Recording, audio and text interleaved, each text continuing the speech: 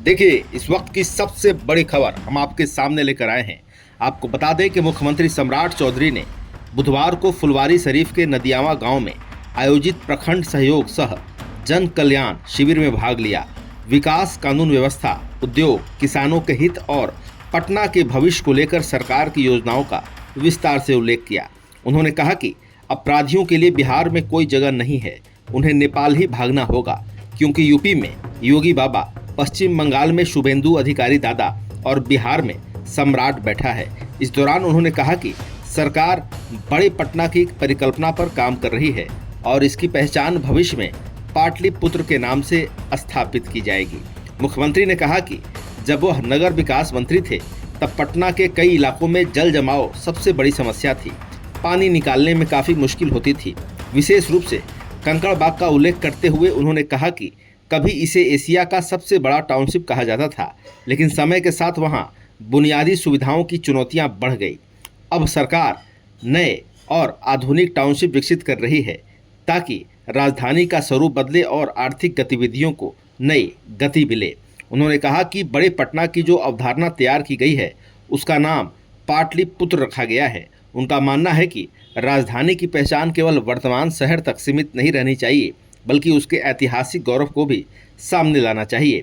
मुख्यमंत्री सम्राट चौधरी ने किसानों के हितों का जिक्र करते हुए कहा कि राज्य सरकार जल्द ही कैबिनेट में ऐसे प्रस्ताव लाएगी जिनसे किसानों को वर्तमान से अधिक मुआवजा मिल सके। उन्होंने भरोसा दिलाया कि सरकार कृषि और ग्रामीण अर्थव्यवस्था को मजबूत करने के लिए लगातार फैसले ले रही है।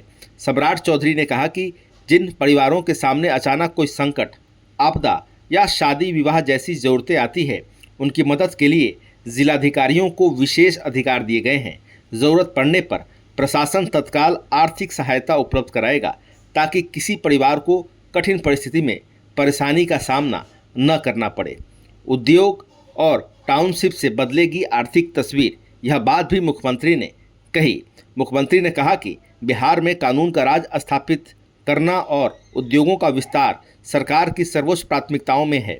उनका कहना था कि नए टाउनशिप विकसित होने से निवेश बढ़ेगा, रोजगार के अवसर पैदा होंगे और राज्य की आर्थिक स्थिति में बड़ा बदलाव आएगा। अपने राजनीतिक सफर का जिक्र करते हुए मुख्यमंत्री सम्राट चौधरी ने कहा कि जब वह पहली बार सदन में पहुंचे थे तब बिहार का बजट करीब 6,000 करोड़ रुपए था। 2024 से 2025 का बजट प्रस्तुत करते समय सीना 56 इंच का हो गया। उस दिन 1 घंटा पहले पेश झारखंड का बजट 1,40,000 करोड़ भी नहीं था। बिहार का बजट 3 लाख करोड़ से अधिक पहुंच चुका है। उन्होंने इसे बिहार की विकास यात्रा का प्रमाण बताते हुए कहा कि राज्य लगातार आर्थिक रूप से मजबूत हो रहा है। महिलाओं की सुरक्षा को लेकर मुख्यमंत्री ने कहा कि सरकार किसी भी तरह की लापरवाही बर्दाश्त नहीं करेगी। भोजपुर से जुड़े हालिया मामले का उल्लेख करते हुए उन्होंने बताया कि आरोपित को गिरफ्तार कर लिया गया है। साथ ही उन्होंने अपराधियों को चेतावनी देते हुए कहा कि बिहार में कानून से खिलवाड़ करने वालों के लिए कोई जगह नहीं है और सरकार अपराध तथा अपराधियों के खिलाफ कठोर कार्रवाई करेगी। मुख्यमंत्री ने कहा कि विकास, सुरक्षा, निवेश और जन कल्याण को साथ लेकर बिहार को आगे बढ़ाने का लक्ष्य है और आने वाले वर्षों में राजधानी पटना समेत पूरे राज्य में बड़े बदलाव दिखाई देंगे।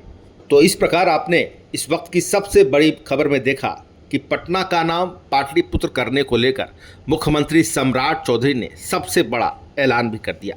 और फिलहाल खबरों में इतना ही। बने रहिए दिलचस्प बड़ी खबरों के लिए द लीडर के साथ। आपको हमारा वीडियो पसंद आया हो, लाइक शेयर कमेंट जरूर कीजिएगा। आपने अभी तक इस चैनल को सब्सक्राइब फॉलो नहीं किया, कृपया तुरंत कर ले। धन्यवाद।